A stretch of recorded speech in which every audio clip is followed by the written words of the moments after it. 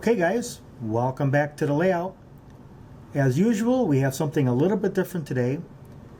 We have a decoder and locomotive mashup, or to say that again a little bit differently, we have a decoder locomotive mix-up. What I mean by that is on the right we have an Athearn ready to roll -9, and on the left we have a Soundtrack Tsunami. Now, of course, Soundtrax makes plenty of decoders for Athearn locomotives as well as many other manufacturers, but this particular one is for a Kato locomotive, and it's a drop-in decoder, so it's designed to pull the shell off, pull off the old light board or old decoder, and simply drop this in, hook up a couple of leads, and be done with it. And that's not going to be the case with this one.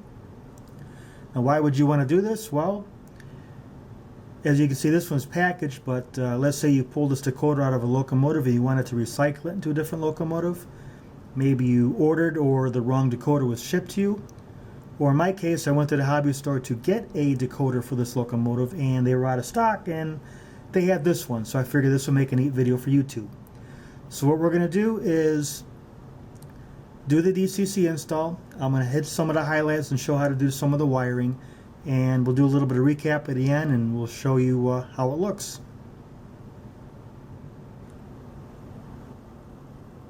Okay guys, just like with most locomotives, there's a screw holding a coupler box on either side of the locomotive. We're just going to take that screw out. Hopefully you guys can see that without the light there. That's just going to come out like that. And the coupler and coupler box is just going to kind of come out like that.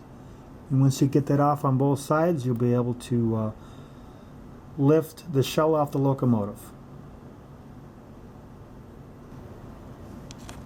Okay, once you get both sides off, you're just going to simply wiggle very gently and lift the shell off the locomotive. And this has a decoder inside already.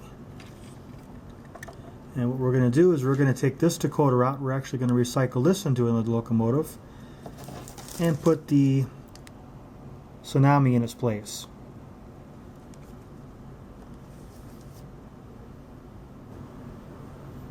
Okay, so what I've done is I've removed the Digitrax decoder, and just to review real quick, this is the stock Athearn light board, and I've put back the DC chip. This DC chip or plug allows you to run this locomotive on a DC layout without the use of DCC. And to work a decoder like this, and it could be a Digitrax, it could be a QSI, it could be a Soundtrax that has a 9-pin harness, is you saw how I just removed that and simply plug this in its place. That's called a quick plug. It's very, very easy to use, and you can do that with, like I said, many manufacturers. In this case, the Athearn has a 9 plug. This one also has a 8 plug. You may need a adapter to go from 8 to 9 or 9 to 8, depending on what kind of decoder you're using. But it's pretty much that easy. But again, just to review.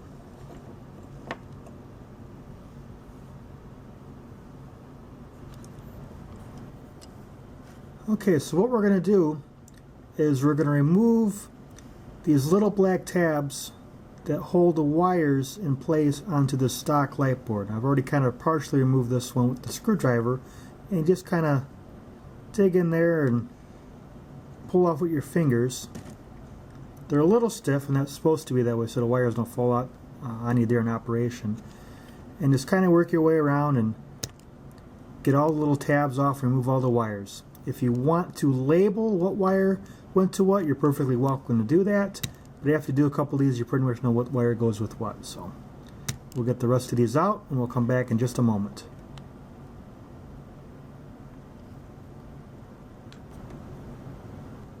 Okay, once you remove all the wires, we're just going to very carefully wiggle and remove this light board from the top of the motor. Put that off to the side, and what you're left with is a shell with a couple of leads on it, one for the front and rear headlights. You're going to have each truck with a wire or lead, one for each rail on both sides, and one for the bottom of the motor. The top of the motor will come from this piece right here.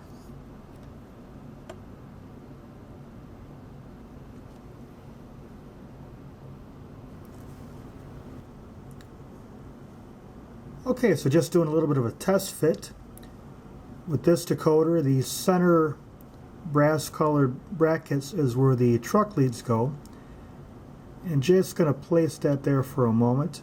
And just looking at that, I can see that the truck leads are nowhere near the length of what I need to connect them to this part of the decoder. So what we're going to do is we're going to remove these and place longer leads so we can make that connection. And also, while we're at it, we're going to place our wire at the top of the motor. We have one here at the bottom. We'll do the top one to complete the circuit, and we'll get that one in place too so we can secure the decoder to the locomotive.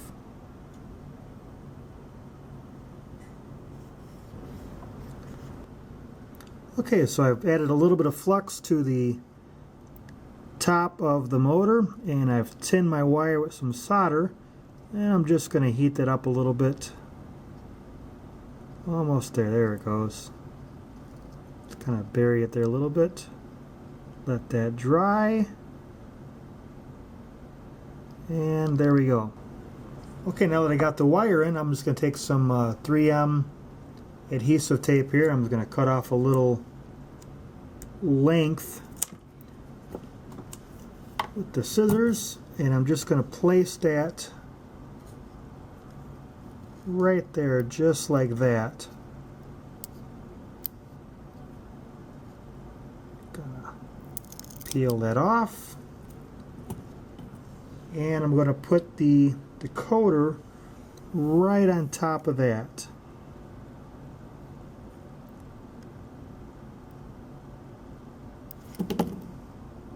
Press firm but gentle, and I want you to note that the spot here with functions 5 and 6 is for the front of the locomotive, so try not to put this in backwards. Zoom out a touch so you guys can get a little bit better look at that. And then we're going to start on our track leads.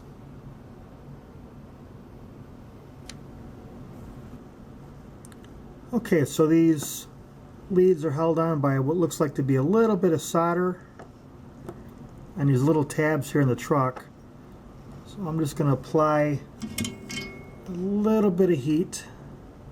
Be really careful because there's, back there in the camera, there's some plastic. Actually, this whole housing here next to these leads is all plastic, from the drive from the flywheel all the way to the worm gear housing, and even parts of the truck. So it's just going to add some heat and pull on it. Take these off, and we'll move on to the other side here. Now, as I'm doing this, sorry, I got my hand in the way there. I want to talk a little bit about the decoder. Now, just because I'm doing it here in this locomotive, I'm putting a Kato in a Athens locomotive, does not mean that you can put any decoder in any locomotive. In this case, the Dash 9 is a big enough locomotive, and the Kato board isn't all that different of a size from the Athens board, so I can do it here. The second thing is, oops, I may need to cut this one. And that one just stripped on me. Sorry, that got off camera. That one just kind of frayed on me. So I'll take and I'll cut that off. Anyway,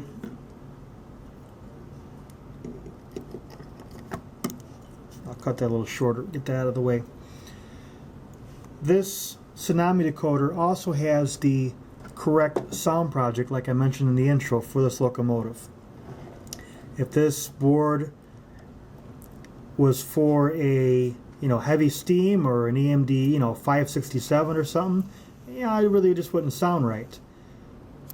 If you had a Digitrax decoder or some of the newer ESU decoders where you had the proper equipment to do the sound recordings to it, or you could download a sound recording off the internet, then you can get a decoder that had a different sound project and plug it in the Locomotive and program the sound to it. In this case, it was made easy. The right sound project was already here, so I don't need to do any additional programming other than some CVs, things like address, momentum, all the good stuff we'll get into in a little bit.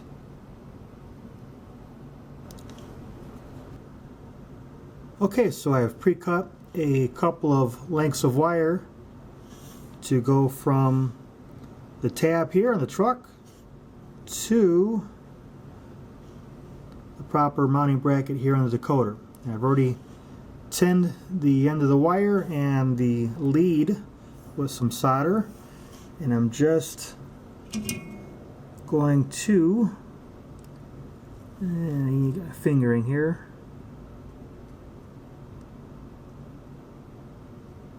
give it some heat and let it cool, and hopefully I have a good connection. Now it's up to you if you want to place this in the tab here and solder it or just leave it loose. I'm going to place it in for now, and I'm going to come back and just add a drop of solder to it in a little bit. I'm going to repeat this for both sides of the trucks. So I'll have one more here and one more on each side of here. And I want you to keep in mind that I am not using NMRA standard color wires, even though I do have a red here. I'm going to have red on both sides, and I'm reusing the black wires for the motor instead of what would normally be gray and orange.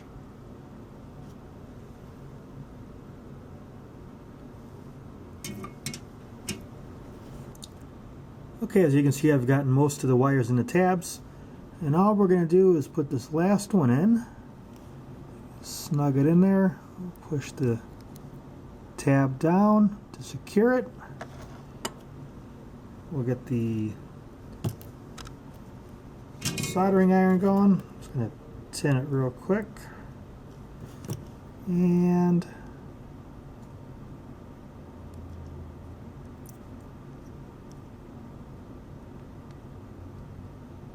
give it a little bit of heat. There we go. Let it cool. And they're not going anywhere. Okay, so on this decoder, there are two holes. As you can see, I have this one plugged in with a wire already, and one more here. And again, this is for a Decoder locomotive. So in the Decoder design, there's two leads that come right out of the side of the motor and occupy these two areas here. What I'm going to do with this one is I'm just going to take my fingers, and hopefully you can see me do this. I'm just going to put a little bend in the wire here, and I'm going to basically put that there in the hole.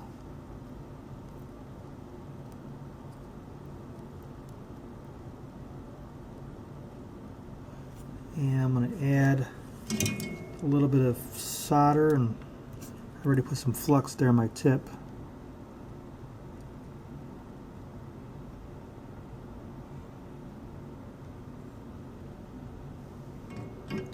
Let that cool for a sec, and nice strong connection. Okay, we've got all the essential leads in place, and it's time for a bench test. Okay, so let's apply this to the rails, and I got a light. That's a good sound. We have our Soundtrack Tsunami red light. I have address 3 set on my throttle, which is factory default, and that's a good sign. Let's change the direction. I get the rear light. And again, that's a good sign. So, simple bench test. We can move on to the lighting and the sound.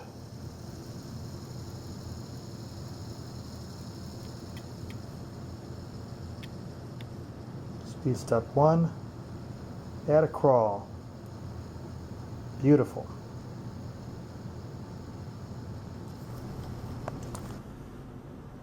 Okay, this decoder comes with LEDs that are installed on both sides of the locomotive like I showed a moment ago. Now these are again designed for a cotter locomotive where a light bar would just come up or just touch the end of this LED and then move on to the various different components of the engine, such as a light board, headlight, ditch lights, etc. In the case of the Athearn, this is really useless, although I could leave it intact if I wanted to. Probably wouldn't hurt anything. I am going to remove it, and we're going to put the factory incandescent bulb leads up to this. So all I'm going to do, and hopefully I can do this here on the camera, is I'm just going to make sure the wires are not in the way. Nip that off. You could desolder these if you wanted to, but I'm just going to solder my leads from, like I said, the incandescent bulbs right to these.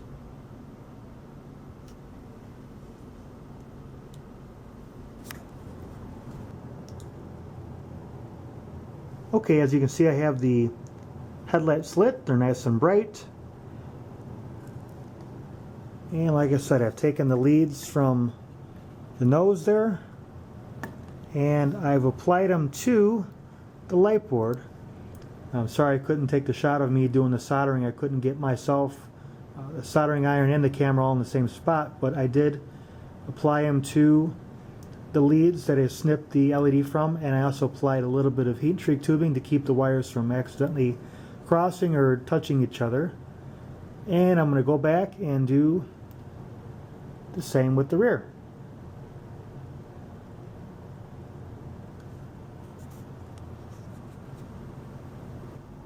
Okay, so with your decoder should have came a little set of wires with a green clip at the end. This is for your speaker, and I don't have the speaker hooked up to the end of it yet. I just have the leads here, but I wanted to show you that this is where it goes, and it just sort of very carefully plugs into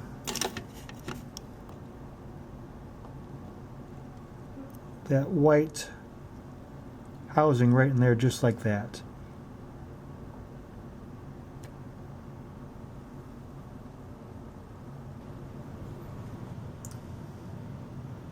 Okay, so I'm actually having to work backwards a little bit. If you guys have been in a hobby for any amount of time, you guys know sometimes things don't go quite right, or there's some trial and error. So I just got done installing the leads for the incandescent bulbs that would normally go into the cab, and as I did the bench test, I noticed they were running a little bit bright, and then they burnt out on me. So as it turns out, on this particular light board, even though there's no resistor needed for an LED, there would be a resistor needed for the Athearn incandescent bulbs. Now, because I burnt them out, I can't really tell you what that resistor is going to be, but keep in mind you may have to do that. So what I've done, and guys, keep in mind I would normally edit this out, but I figured this would be something good to show. But I've taken some 2mm LEDs and I've replaced the incandescent bulbs with a pair of these that'll go back into the cab. Put this down real quick, I'll give you guys a little bit of a closer look. Here's what they look like stock, and what I've done is I've trimmed the leads to size, and I basically, like I said, pulled the incandescent bulbs out and put the LEDs in its place. I've kept them in parallel and not series, the way the wires were originally ran. And you need to keep in mind, if you're going to do this, that there is an anode and a cathode end, or a short end and a long end, so they will be needing to be placed specifically in the right position. So if you plug an LED in and it doesn't light, just flip it around and it should work just fine. So what I'm going to have to do next is drill out the housing for the headlight just a little bit. It's just a little bit shy. I think it's about 1.5 millimeters, so I'm going to drill it out to 2 millimeters. Another alternative, if you want, before installing this, you can certainly shave the rounded part of the LED down to fit into the housing the way it is. Either way is okay. It's up to you how you want to do it. But like I said, I would normally edit that out, but I figured this was something good to show you guys and what really happens sometimes when you do an install like this.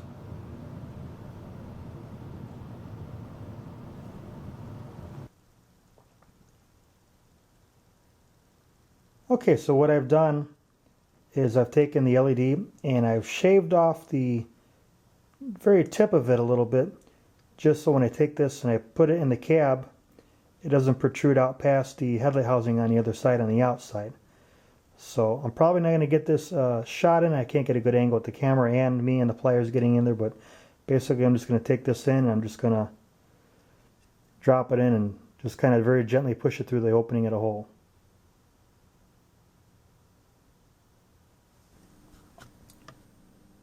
Okay, as you can see, I've gotten the LEDs in place. Kind of glad I didn't do that on camera because it took a couple tries to get them in there, but they're in there and they're good. I know the camera's picking them up pretty bright, but in person they look really, really nice.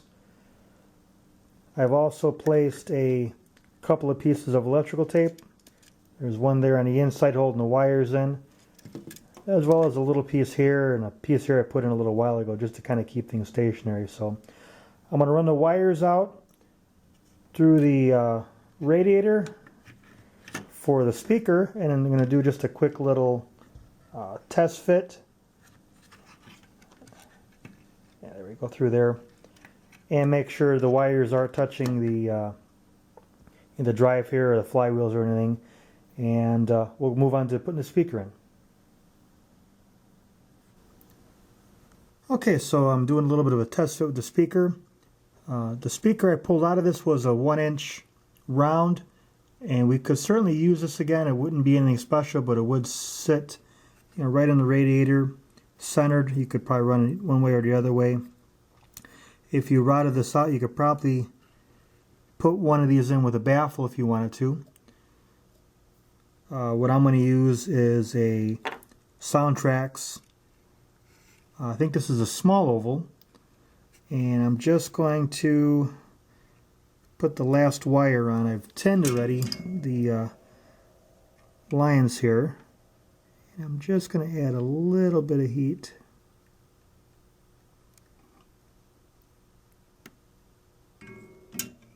Make sure that's good.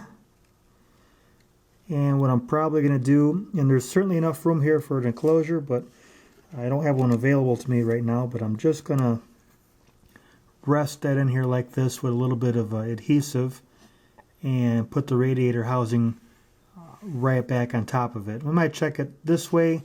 It may work better this way. I may get a little more volume out of it. I'm not sure which way I'll go with, but it'll be one or the other.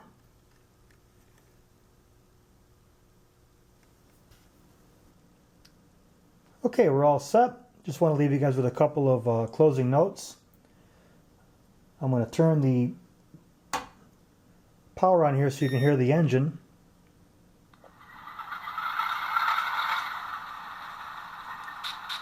Now what I did do is I did take the speaker and I did flip it over and put it upside down facing down. That did seem to give it a little bit more volume. And I do encourage you guys to put the enclosure in if you guys have the ability to do that. So horn, or bell rather.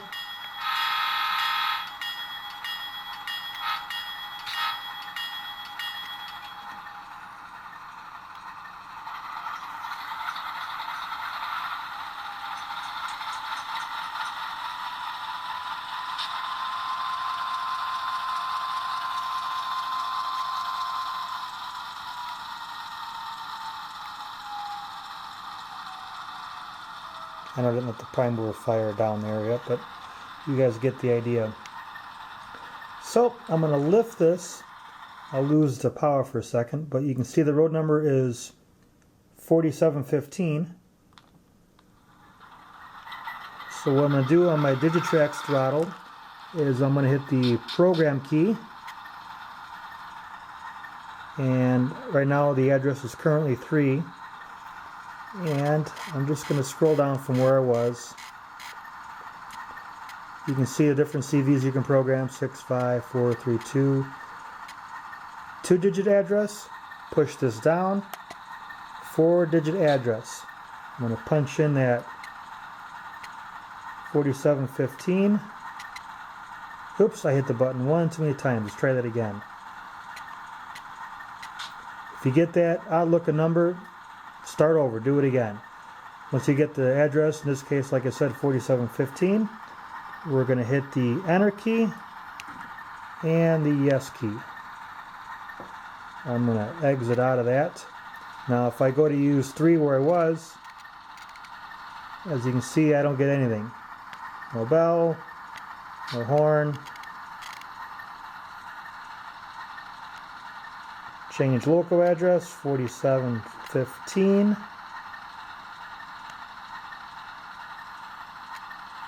There she goes.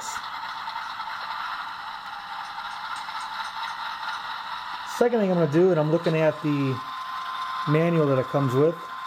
There's a couple of CVs you can change for volume control. And if you look at, oh, where is it? Here it is in the back. The different horn selection that you have. So what I'm going to do is I'm going to program CV 115 to a value of 3 for the Leslie RS3L, excuse me. So to do that, basically the same thing that I just did. I'm going to hit the program key. I'm programming 4715. That keeps it from me programming just this engine versus any other engine that I may have on the layout. So that was a value, or excuse me, a CV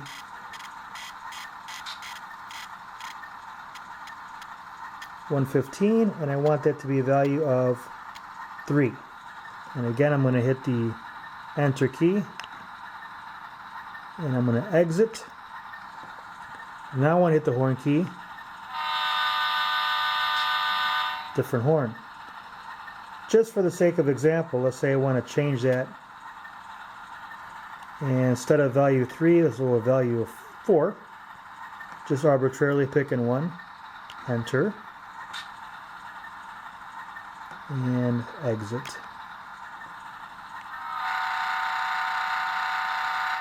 Not prototypically right, but just again for the sake of example. So guys, this kind of wraps things up. Again, this was an install of a Kato DCC decoder from Soundtrack Tsunami into an Athen engine. We had a couple of things we had to do and redo, and hope you guys were able to learn a couple things from this, and you guys can do some other experiments of your own. So until next time, take care.